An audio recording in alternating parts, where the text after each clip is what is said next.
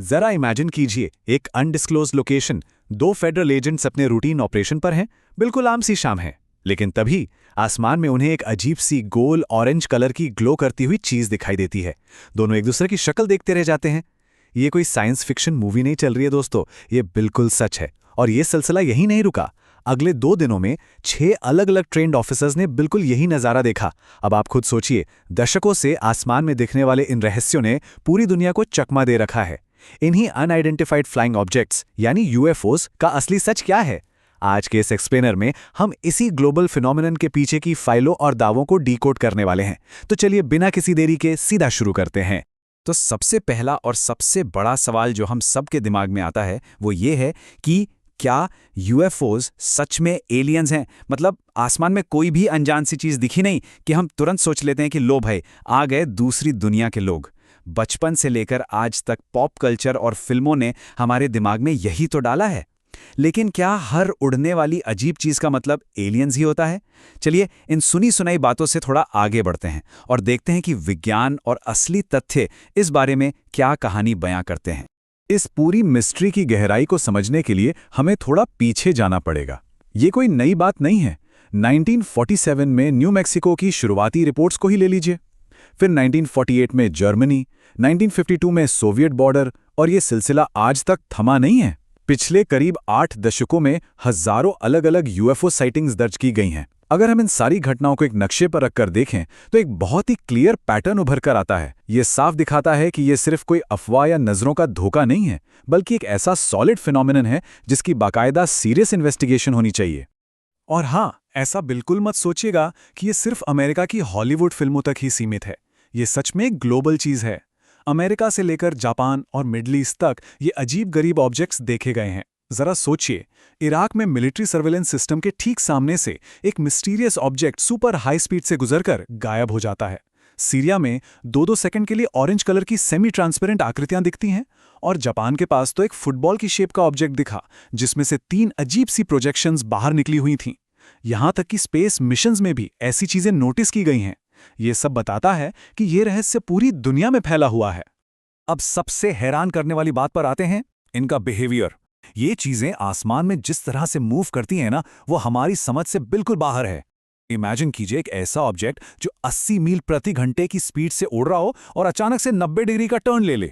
Inertia की basic physics कहती है कि आज के किसी भी नोन एयरक्राफ्ट के लिए ऐसा करना लिटरली इम्पॉसिबल है। और तो और जो फेडरल एजेंट्स वाली घटना मैंने शुरू में बताई थी, वहां पता है क्या हुआ? एक बड़े ऑरेंज ऑर्ब से छोटे छोटे रेड ऑर्ब्स निकल रहे थे, बिल्कुल ऐसे जैसे कोई विशाल मदरशिप छोटे छोटे ड्रोन्स लॉन्च कर रही हो, और पलक झपकते सब गायब। यही वो इम्पॉसिबल लगने वाली हरकतें हैं जो इस पूरी गुत्थी को इतना पेचीदा बना देती हैं। तो भाई इन सारी इम्पॉसिबल सी लगने वाली घटनाओं, अजीबोगरीब फिजिक्स और ग्लोबल साइटिंग्स के बाद सबसे बड़ा सवाल यही खड़ा होता है, आखिर इन ऑब्जेक्ट्स की असली उत्पत्ति क्या है? ये आ कहां से रहे हैं?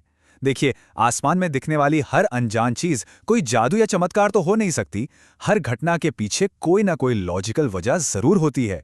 इसी वजह को ढूंढने के लिए दुनिया भर के एक्सपर्ट्स मुख्य रूप से 2 थियोरीज पर सबसे ज्यादा चर्चा करते हैं। आइए देखते हैं वो क्या हैं। इस पूरी डिबेट को हम 2 हिस्सों में बांट सकते हैं।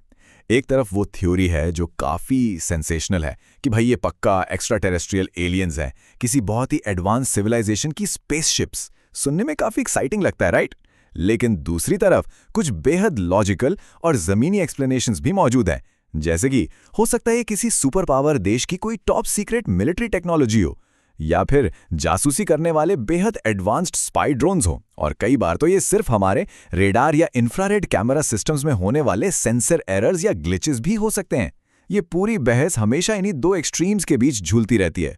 इन तमाम थ्योरीज और कयासों के बीच अगर हमें कोई सॉलिड जवाब चाहिए तो हमें ऑफिशियल इन्वेस्टिगेशंस की तरफ देखना होगा। अमेरिकी रक्षा विभाग यानी पेंटागन ने सालों तक इन घटनाओं की बहुत ही गहराई से जांच की है। हाल ही में उन्होंने कई ऐसी फाइलें, इमेजेस और नासा के ट्रांसक्रिप्ट्स पब्लिक डोमेन में जारी किए हैं जो पहले टॉप सीक्रेट रखे गए थे। तो चलिए सीधे पॉइंट पर आते हैं और देखते हैं कि इन हाई लेवल सरकारी जांचों और डॉक्यूमेंट्स का फाइनल वर्डिक्ट यानी फैसला आखिर क्या रहा है। पेंटागन की रिपोर्ट के निष्कर्ष बिल्कुल साफ और सीधे हैं। पहला, ऐसे बहुत से केसेस हैं जिन्हें अब पूरी तरह से एक्सप्लेन किया जा चुका है। पता चला कि वो कोई एलियंस नहीं बल्कि मौसम नापने वाले गुब्बारे, आर्म ड्रोन्स या फिर सिर्फ ऑप्टिकल इल्यूजन थे।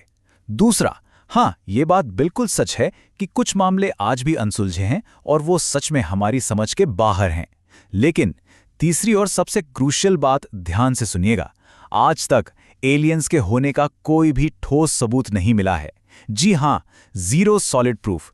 ऐसा कोई सबूत नहीं है जो ये कंफर्म करे कि आसमान में दिखने वाली ये चीजें किसी बाहरी दुनिया की तकनीक हैं। और यहीं से निकल कर आता है हमारे आज के इस एक्सप्लेनर का सबसे बड़ा टेक अवे। अनसुलझे या अनएक्सप्लेन्ड का मतलब हमेशा एलियन नहीं होता। किसी चीज के बारे में जानकारी न होने का मतलब ये बिल्कुल नहीं है कि वहां एलियंस मौजूद हैं।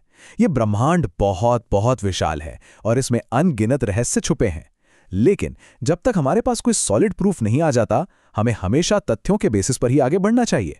क्या पता कल को कोई नई सीक्रेट फाइल डिक्लासिफाई हो और सारा सच पलट जाए, या फिर शायद हम यूं ही आसमान में देखकर हैरान होते रहेंगे। आपको क्या लगता है? खैर, इस एक्सप्लेनर में हमारे साथ जुड़ने के लिए बहुत बहुत शुक्रिया।